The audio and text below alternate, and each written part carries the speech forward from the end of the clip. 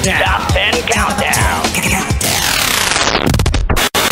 It is useless to resist us.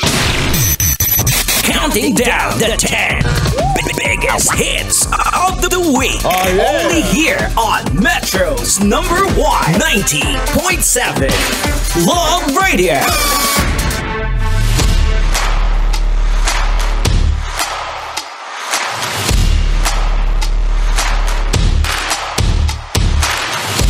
Give it a quick check, Metro Manila. It is now exactly 46 minutes after 11 o'clock on a beautiful Saturday morning, should I say. And of course, mga kabisyo, eto na ang pinakahihintay ng lahat. Ang pinakapaborito kong part ng countdown kasi nakakapagtagalog na ako. Kanina pa bako-bako yung dila ko eh. Alright, ladies and gentlemen, now welcome to Mano a Mano para sa ating LRT 10 guests. Walang iba, no other than, let's all welcome, Justin! Alright! Ayan, magandang umaga, Justin. Of course, Justin of SB19. Welcome, bro, and how are you? Salamat po. Ito po. Nahirapan bumangon ng maaga.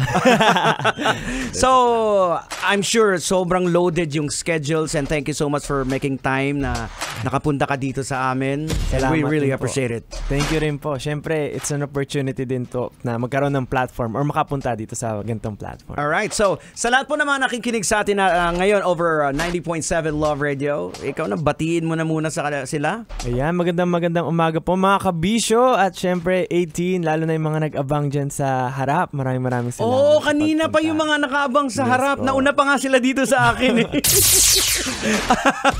Maraming salamat again for dahil napaunlakan mo ang aming imbitasyon. Now, of course, Justin, for the perspective na mga kagaya ko na tito, ayan, paano nagsimula yung career mo?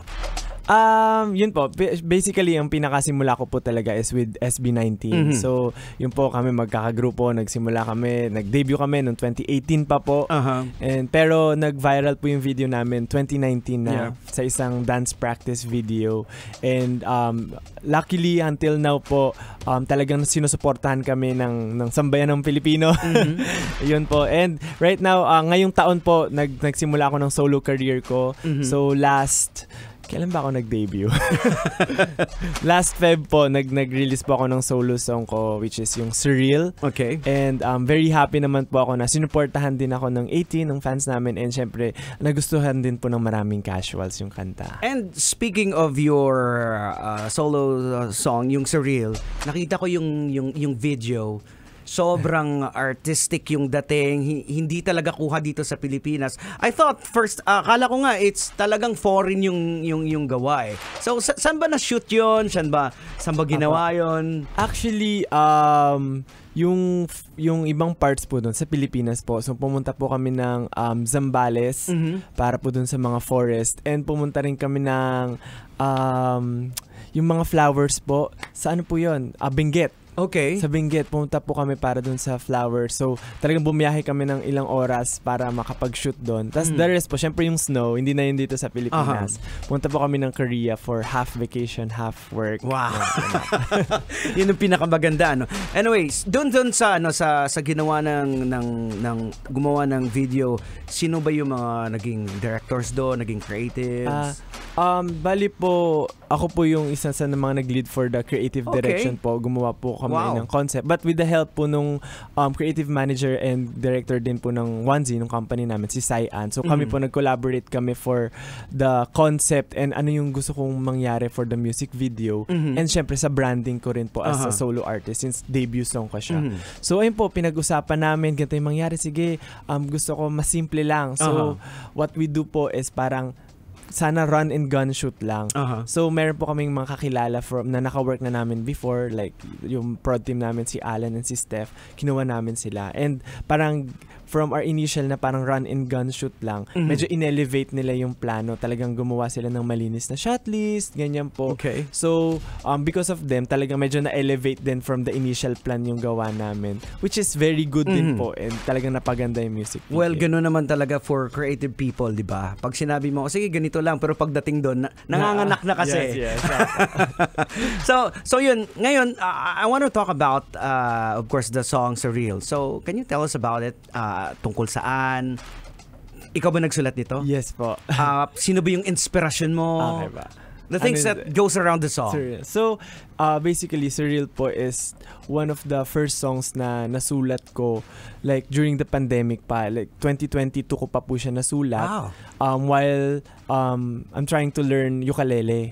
So, since di naman po ako marunong mag-instrument, nung time na yon, since pandemic, maraming time sa bahay lang, try ako mag-ukulele. And biglaan na lang na parang while learning the basic chords, doon na nakasulat na ako lyrics, so nagawa ko na si Surreal. But then, ngayong taon ko lang po siya na-release. So basically, Surreal po is, yung kwento po nung kanta is like having someone na pares kayo ng ini-imagine or nagkakasundo kayo. Parang soulmate. So yung feeling po na pagkakaroon ng soulmate na sobrang sarap sa feeling, masaya na lahat ng iniisip nyo parehas. Parang in the world of imagination, kumbaga.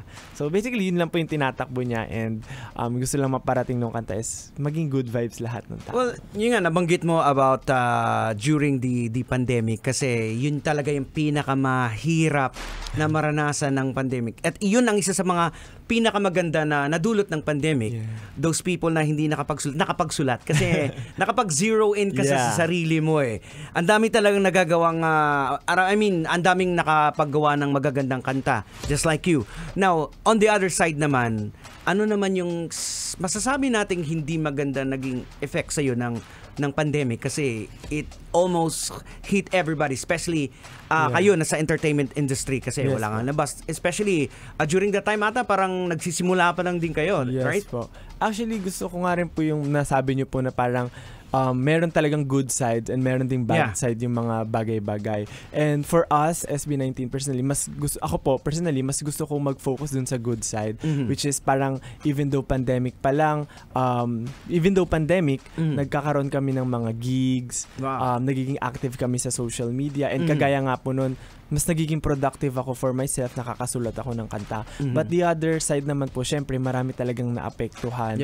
Even yung mga relatives ko po, and even makita ko po yung mga fans na nag-share sa online na parang ganito yung effect sa kanila ng pandemic. And even, syempre po yung mga malalaking businesses. So, for me po, talagang tinatry ko na lang yung best ko during the pandemic to parang at least inspire kung ano yung pwede kong magawa sa social media na eto, let's have fun, makalimutan man lang natin kahit sandali yung mga problema during the pandemic. So, ayun po yung na. Well, we heard a lot of the struggles during the pandemic, paano nabuo yung Katangaw. Now, ngayon naman, sa mga nakikinig ngayon, gusto naman naming malaman who are the influence sa iyong singing career. Sino nagturo sa'yo? Kanino mo naman na to? So, actually po, wala po kaming, even sa family ko, wala kami masyadong background in terms of music or performing. Ganon? Sana oil. So, when did the singing start sa'yo? Nag-start po ang singing nung pumasok na po ako ng SB19, yung former na company po namin during the training day. So, like 2017, nung pumasok po ako. Kasi po nung college, basically, di ba, gumagawa ko ng arts, ganyan. Tapos, nasa college ako, ang course ko is multimedia arts. So, aral bahay lang talaga ako. Hindi rin po ako magala masyado. So, siguro nagkaroon ng time na na-bored na ako sa buhay. So, I tried to explore. And ang naano ko po is sumali ng mga dance groups. So, dun ko po na-meet si Josh and si Pablo. Tapos si Josh, in-invite niya ako na, try mo pumunta ng meron kaming parang dance lesson, dance class dun sa company namin, sumali ka. So, punta naman ako, tapos in-invite ako ng parang teacher namin. Alright. Sige, sali ka na dito. And then, dun lang po nagsimula siya. So, talaga. it all started sa dancing, tapos nag-crossover na into singing. Yes. Now, ngayon, nung nasa singing ka na, you're trying to get into sa singing, sino naman yung mga naging inspiration mo? Like, for example, sino yung artist na peg mo or what? See. Parang ever since po, isa sa mga pinapakinggan ko talaga is like si Ed Sheeran. So kaya yung songs ko medyo similar to that na mas chill. Pop siya pero mas chill siya. Ganyan. So ayun po, Ed Sheeran, even like nung high school days, Stephen Speaks. So yung mga ganun po. Pero basically sa learning talaga, like inspiration in terms of sa paggawa, ganyan.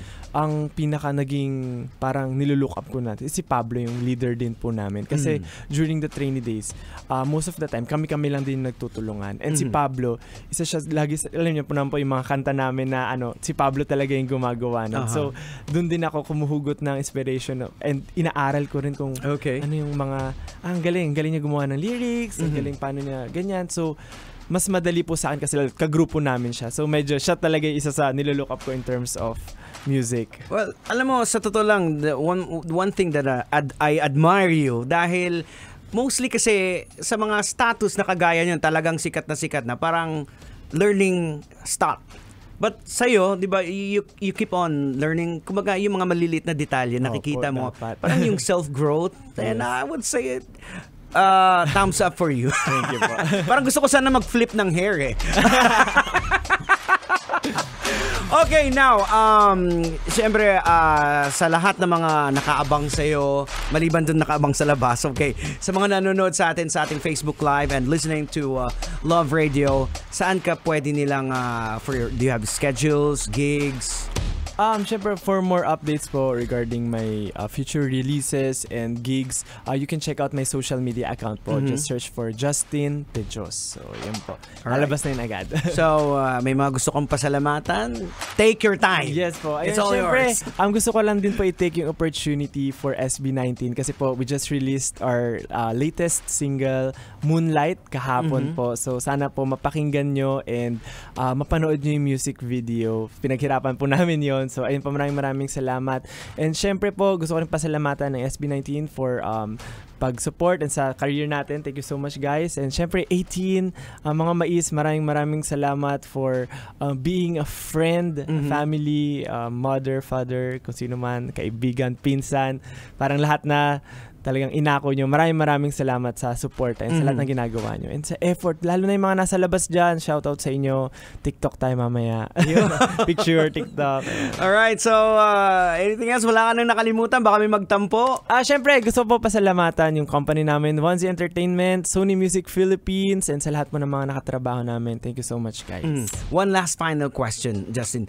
So far sa career mo, ano yung pinaka-great challenge na nung nagsimula ka until now? Great challenge? Yung masasabi mo na, umabot ka ba sa point na parang ayaw na? Ayaw na, yung parang yung top out na? Maraming time po, pero isa siguro yung mahirap is during our Wyatt tour. So nag-tour po kami, yung first ever world tour namin po. Medyo dun ako wala sa condition po. So, I don't know, siguro lahat naman tayo may time talaga, may phase sa life yung na burnt out. Yan. So during that time, magkakaroon ako ng kahit on stage, papasok pa lang stage, gusto ko nang matapos. So gano'n. So, pero super hirap po kasi kailangan mo siyang tapusin, kailangan mo maging responsible as an artist. Pero deep inside, parang ayaw mo na talaga mag-perform. So parang nagkakaroon ka ng two-phase na ito yung pinapakita mo, pero deep inside parang pwede mong mag-break. Ayoko na. Now, for those who are listening right now and watching sa atin, na dumating din, iba-iba naman yung mga stages natin na burnout. So, ikaw, anong ginawa mo para at least ma-overcome mo yung phase na yun? Baka may tip ka na may ibiga sa mga nababurnout.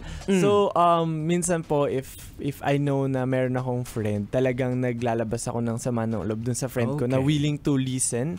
And parang alam mo po na mapagkakatiwalaan mo siya. So, it's very important to have a friend na mapagsasabihan mo and mapagkikwentuhan mo.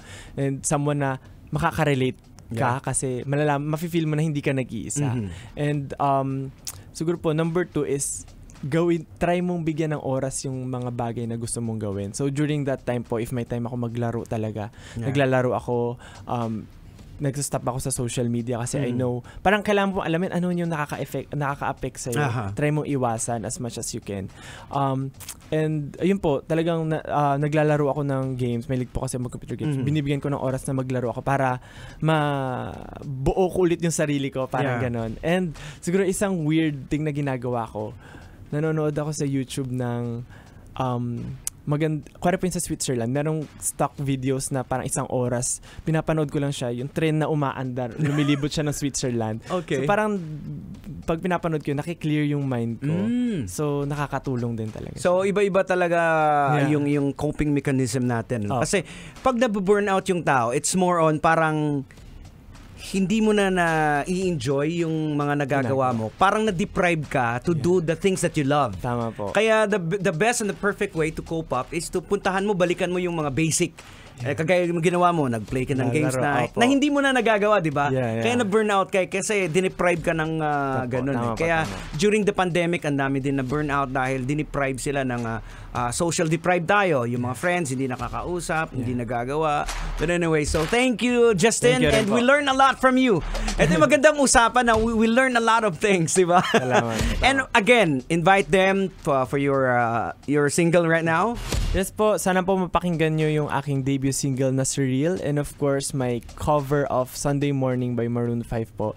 Nasa mga DSPs na po siya sa mga digital streaming platforms, so sana po mapakinggan nyo. And meron din po siyang mga videos sa YouTube, and sana po mapanood nyo kasi kami po, ako rin personally yung naging hands-on for that video. So sana po, ayun po, maraming salamat, mapakinggan nyo, and syempre huwag nyo kalimutan SB19 din po, Moonlight, latest single namin. Thank you so much.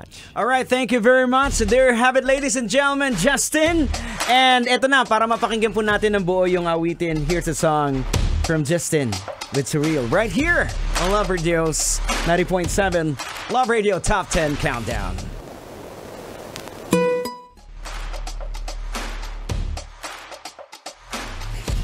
Kailangan pa bang i-memorize yan? Love Radio Basic!